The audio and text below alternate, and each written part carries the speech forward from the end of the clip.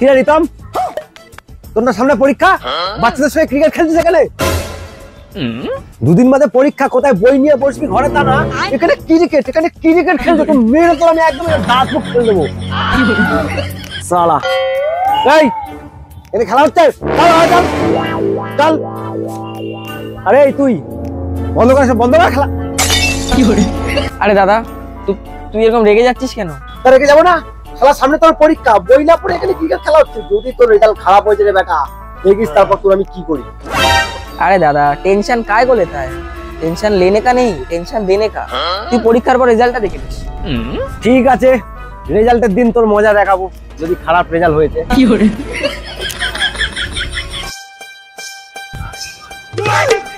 এই তোর না দিয়ে রেজাল্ট বেরিয়েছে, খবর কি? রেজাল্ট? আমি থার্ড হয়েছি।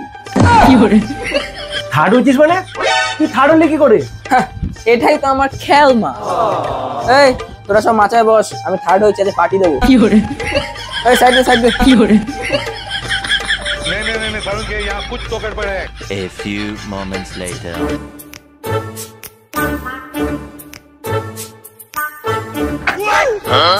কিরে কিছু হয়েছে নাকি রে?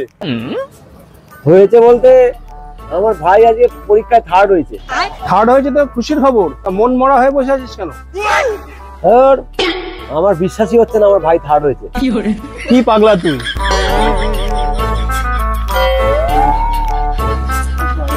ও স্যার। হ্যাঁ বলুন, কি হয়েছে? স্যার আপনার সঙ্গে দেখা হয়েছে, ভালো হয়েছে। আমি আপনার কাছে খুব শিগগিরই যেতাম, কিছু কথা ছিল আপনার সঙ্গে। কথা? কি কথা বলুন? আসলে কথাটা হচ্ছে আমার ভাই না আজকে আমাকে বললো ও নাকি থার্ড হয়েছে, এটা আমি কিছুতে বিশ্বাস করতে পারছি না। হ্যাঁ আপনার ভাই ঠিকই বলেছে, ও থার্ড হয়েছে। স্যার আমার সত্যি বিশ্বাস হচ্ছে না, আমার ভাই পড়াশোনায় এত ভালো হয়ে গেছে। ঘোড়ার ডিম পড়াশোনায় ভালো, আপনার ভাই 1 নম্বরে মাথা মোটা। কেন আপনি তো এইমাত্র বললেন ও থার্ড হয়েছে, তারপরে আপনি বলছেন মাথা মোটা। কেন মাথা মোটা বলবো না, ওদের ক্লাসে আছেই 3 জন, তাই জন্য তো থার্ড হয়েছে।